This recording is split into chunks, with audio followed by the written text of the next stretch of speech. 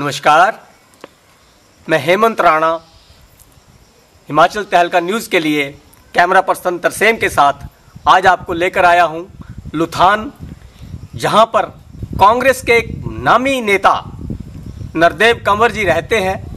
आज उनसे अपने दर्शकों को हम मिलवाएंगे और उनके बारे में बताएंगे, उनसे पूछेंगे कि किस तरीके से यहाँ की जो स्थिति चल रही है, किस तरीके से वो इस क्षेत्र को और लगभग जहाँ भी इनका कार्य क्षेत्र है वहाँ पर किस तरीके से कार्य कर रहे हैं। मैं बताता चलूँ, पिछले लगभग 3 दशकों से कंवर जी राजनीतिक जीवन में हैं और अपनी सर्विस छोड़ करके वो इस जीवन को एडॉप्ट कर चुके हैं और इसी जीवन में अपने आप को आगे वो लेकर के जा रहे हैं। और आजकल जो मौजूदा हमारे माननीय प्रदेश के मुख्यमंत्री सुखविंदर सिंह सुक्खू जी हैं, उनका दाहिना हाथ माने जाते हैं और कहीं ना कहीं उस तरीके से कार्य भी करते हैं। मत्स्य विभाग के चेयरमैन हैं, जो कि कांग्रेस संगठन की तरफ से जो है इनको एक जो है जिम्मेवारी सौंपी गई है, जिसे वे बखूबी निभा रहे हैं। हालांकि देहरा क्षेत्र से इस वक्त वो अपनी राजनीति की बागडोर संभाले हुए हैं। तो हम जानेंगे कंवर जी से कि किस तरीके से वो इन सारे कार्यों में किस तरीके से अपनी निपुणता से काम कर पा रहे हैं और किस तरीके से उनको दिक्कतें आ रही हैं या किस तरीके से वो काम को कर पा रहे हैं। तो इन्हीं की जुबानी जानेंगे। तो कंवर जी नमस्कार। नमस्कार भाई साहब। तो कंवर जी आप बताएंगे थोड़ा कि किस तरीके से आपका राजनीतिक जीवन कैसे आप कर पा रहे हैं। राजनीति की शुरुआत तो 91 में ही हो चुकी थी, क्योंकि माननीय मुख्यमंत्री ठाकुर सुखविंदर सिंह सुक्खू जी ने मुझे राजनीति में लाया और 91 में हमीरपुर जिले का हमारा जो छात्र विंग है भारतीय राष्ट्रीय छात्र संगठन, उसका अध्यक्ष बनाया। बस तब से चले हैं। अच्छा। और अब जिस ध्येय को हम लोग लेके चले थे, हम लोगों ने पहुंचना है और प्रदेश की सेवा हमारे माननीय मुख्यमंत्री जी ने करनी है। वहाँ पर हम लोग पहुँच चुके हैं और हमें फ़क्र है कि जिस लड़ाई को हम लेके चले थे वो लड़ाई हमने फतेह की और आज हमारे बड़े भाई माननीय मुख्यमंत्री ठाकुर सुखविंदर सिंह सुक्खू जी आज प्रदेश को रिप्रेजेंट कर रहे हैं, प्रदेश का प्रतिनिधित्व कर रहे हैं।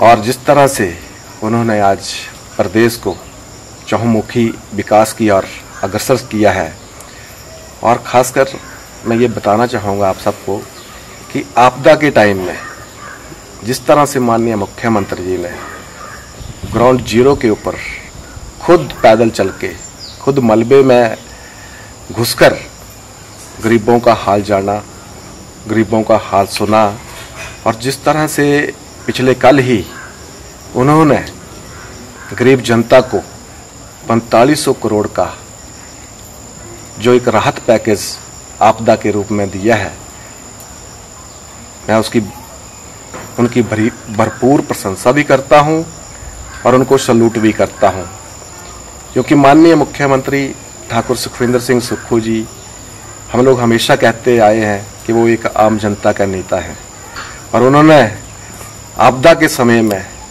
ये आपदा रिलीफ दिया है।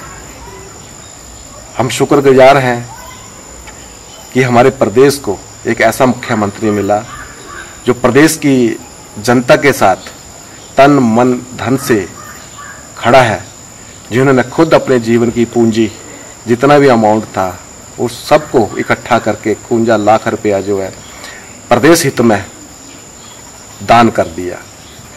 उसके बाद उन्होंने 4500 करोड़ रुपया जो है वो जनता को समर्पित किया है, जिससे एक आदमी का जो पहले सरकारी रिलीफ जो है केंद्र सरकार से और हिमाचल प्रदेश की ओर से जो मिलती थी 1,20,000 रुपया मिलती थी मकान के लिए, वो अब जिसका मकान बिल्कुल ही क्षतिग्रस्त हो चुका है, रहने के काबिल नहीं है, 7 लाख रुपया जो है हिमाचल गवर्नमेंट जो है वो उनको रिलीफ दे रही है।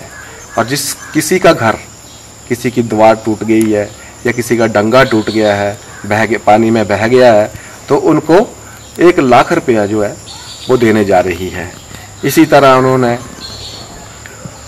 भेड़ बकरियों का जो हमारे लोग हैं जिनको नुकसान पहुंचा है, या जिनकी भैंसें हैं, गायें हैं, बैल हैं, उन सभी के लिए जो है ना उन्होंने इस आर्थिक पैकेज के अंदर जो है प्रावधान किया है। जो आपने डिजास्टर की बात कही है, अभी पीछे हिमाचल सरकार ने भी केंद्रीय सरकार से डिजास्टर के रूप में इसको लेने की बात कही थी, लेकिन कहीं ना कहीं डिजास्टर के रूप में जो है केंद्रीय सरकार ने भी हमारे हिमाचल के साथ हुई इस आपदा को नेशनल डिजास्टर के रूप में नहीं लिया है। डिजास्टर के ऊपर जो आपने बात कही है, पहले भी मैंने डिजास्टर के ऊपर आपसे बात की है कि हिमाचल सरकार को अभी तक सेंटर से एक पैसा भी, एक पाई भी जो है वो हेल्प नहीं हुई है। इस वक्त जो 4500 करोड़ रुपए का जो सीएम ने जो रिलीफ जो है आपदा को उसमें लोगों के लिए दिया है, रिलीफ पैकेज, उसमें एक कौड़ी भी केंद्र सरकार की नहीं है। तो यहीं से भाजपा की कथनी और करने का पता चलता है कि वो जनता की कितनी हतेशी है और जनता के साथ वो कितनी जुड़ी है। लेकिन माननीय मुख्यमंत्री जी ने ये सिद्ध कर दिया है कि वो एक आम जनता के नेता हैं और आम जनता के लिए कार्य करते हैं, और इसीलिए आम जनता उनके साथ आज कंधे से कंधा मिलाकर उनके साथ खड़ी है और उनको सलूट कर रही है। हालांकि कंवर जी कांग्रेस के नेता हैं, भाजपा की बात यहां पर आई, लेकिन हिमाचल तहलका न्यूज भाजपा और कांग्रेस की बात ना करते हुए एक बात पे जरूर जो है अपनी बात को क्लियर करना चाहेगा कि आखिर नेशनल डिजास्टर की डिमांड क्यों की गई थी। हम ये कहना चाहते हैं कि नेशनल डिजास्टर होता क्या है? राष्ट्रीय आपदा। यदि राष्ट्रीय आपदा के तहत यदि हमारे हिमाचल को लिया जाता तो कहीं ना कहीं एक फंड होता है जो कि केंद्रीय सरकार के पास होता है, हमारे को जो हेल्प मिलनी थी उस फंड से मिलनी थी, और यदि अगर साथ में इंटरनेशनल लेवल की हेल्प भी जो होती है वो भी नेशनल डिजास्टर के ऊपर मिलती है। भी नेशनल डिजास्टर घोषित नहीं करना कहीं ना कहीं हमारे प्रदेश के लिए कह सकते हैं कि सही नहीं है, उचित कदम नहीं है। इसको नेशनल डिजास्टर होना चाहिए था। हिमाचल तहलका न्यूज भी इसके ऊपर अपनी बात रखता है कि इसको नेशनल डिजास्टर के तौर पर लिया जाना चाहिए, ताकि केंद्र सरकार के अलावा बाहरी हेल्प भी हमारे प्रदेश को मिले, ताकि हम लोग बड़ी शीघ्र अतिशीघ्र उभरे। उसके बावजूद भी प्रदेश सरकार ने अपने तौर पर जो स्टेप लिया है काबिले तारीफ है, और कहीं ना कहीं हम चाहेंगे कंवर जी से, हालांकि मत्स्य विभाग में इनकी काफी दिनों से जो है अपनी सेवाएं दे रहे हैं, हम जानेंगे कि मत्स्य विभाग के ऊपर कंवर जी आप क्या कहना चाहेंगे? इस विभाग के ऊपर तो मैं ये कहना चाहूँगा कि हमारे कांग्रेस का जो है एक विभाग है जिसमें मैं अभी काम कर रहा हूँ, और सरकार की ओर से अभी जो पीछे हमारा जो बजट माननीय मुख्यमंत्री ठाकुर सुखविंदर सिंह सुक्खू जी ने घोषित किया है, उसमें मत्स्य पालन विभाग के लिए 80% सब्सिडी जो है हमारे युवा बेरोजगार भाइयों के लिए जो है वो निर्धारित की है कि आप 80% सब्सिडी जो है 1 करोड़ के लगभग आप जो है अपना कोई काम धंधा जो है फिशरी के ऊपर जो है आप काम कर सकते हैं, मत्स्य पालन जो है आप अपनी कर सकते हैं। उसके ऊपर जो है वो 80% की सब्सिडी जो है वो हिमाचल सरकार ने बेरोजगार युवाओं को दी है। यहाँ पर एक जलाशय है, पौंग बांध जिसे कहते हैं, और काफ़ी बड़े क्षेत्र में ये फैला हुआ एरिया है। तो कहीं ना कहीं क्षेत्र में आप देखते हैं ब्यास नदी में एक सेंचुरी एरिया के तौर पर भी जो यहाँ पर काफ़ी एरिया इसने अपने में कवर किया हुआ है, लेकिन वहाँ पर भी अगर अवैध खनन की बात की जाए तो वहाँ पर भी काफ़ी मुस्तैदी से लोग बाग उसमें लगे हुए हैं। इसके ऊपर आपने कोई अपनी तरफ से एक्शन लिया, क्योंकि मत्स्य विभाग से जुड़ा हुआ ये मामला है। जितने भी ब्यास नदी के ऊपर कुल्लू से लेकर मनाली से लेकर आपके हमीरपुर जिला से लेकर कांगड़ा से लेकर सभी क्रशर जो है वो बंद किए हैं। आने वाले दिनों के अंदर इसके ऊपर एक जो है माननीय मुख्यमंत्री जी हमारी सरकार जो है वो एक नीति जो है लेकर आएंगे, और उसके बाद ही हम लोग कुछ बोल पाएंगे। जो गैर मुमकिन दरिया भूमि है वहां पर ना तो खेती बाड़ी और किसी तरीके की कंस्ट्रक्शन या उद्योग स्थापित करना एक तरह से मना होता है, बावजूद उसके भी कई जगह पर गैर मुमकिन दरिया भूमि में होते हुए क्रैशर तक स्थापित किए गए। कहां तक उचित है ये बात कि क्रैशर को जो है कुछ समय के लिए बंद किया है, क्योंकि जितना भी प्रदेश के अंदर जो है इस बार आपदा आई उसमें कहीं ना कहीं चाहे थोड़ा योगदान है इनका रहा है, होगा, और इसीलिए इसके ऊपर निर्णय लिया है कि इनको अभी बंद जो है रखा जाए। आने वाले दिनों में इसके ऊपर नई नीति जो है माननीय मुख्यमंत्री लेके आएंगे और किस ढंग से ये खुलेंगे, क्या वो क्या पैरामीटर स्थापित करेंगे, वो समय के गर्भ में है। तो आते हैं आगे देखते हैं किस ढंग से के पैरामीटर जो है हिमाचल सरकार लेके आती है इनके लिए। तो परिसीमन के ऊपर भी जरूर पूछेंगे कि परिसीमन का कब तक जो है कैसा और क्या निर्णय रहेगा। 26 में डिलिमिटेशन की बात हो रही है। अगर 26 में डिलिमिटेशन होनी है और साथ में महिलाओं को जो है वो 33% रिजर्वेशन जो है विधानसभा में और लोकसभा में देनी है, तो इन सब मुद्दों को ध्यान में रखते हुए डिलिमिटेशन होनी है। तो अगर 26 में डिलिमिटेशन होगी तभी जो है वो महिलाओं को भी 33% रिजर्वेशन मिलेगी, क्योंकि 27 को 2027 में हिमाचल प्रदेश का चुनाव होगा अगला। तो 33% अगर महिलाओं को रिजर्वेशन मिलती है तो हिमाचल प्रदेश के अंदर तो 68 सीट है।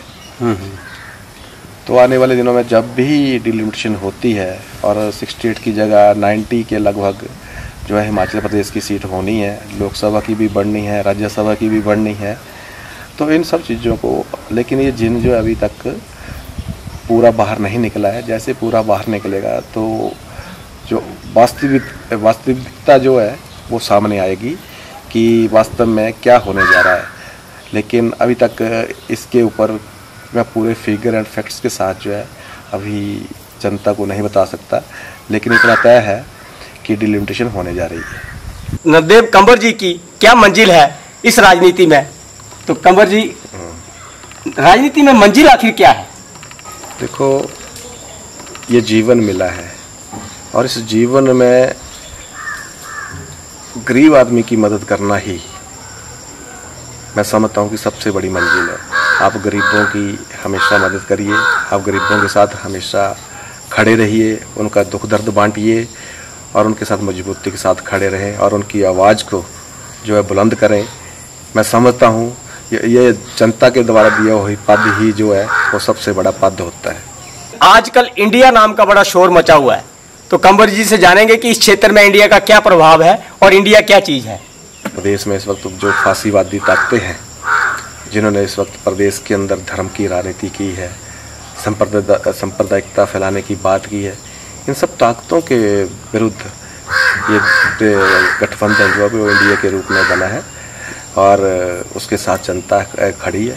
और आने वाले जो लोकसभा के चुनाव आ रहे हैं उसमें इंडिया जो है ये जवाब देगी और भाजपा जो है वो चारों खाने चित होगी। नरदेव जी, क्षेत्र में एक नेता का एक सपना होता है कि वो विधायक का भी रूप ले, विधायक भी बने, तो क्या आगामी आने वाले समय में नरदेव कंवर जी हमारे विधायक भी होंगे यहाँ से?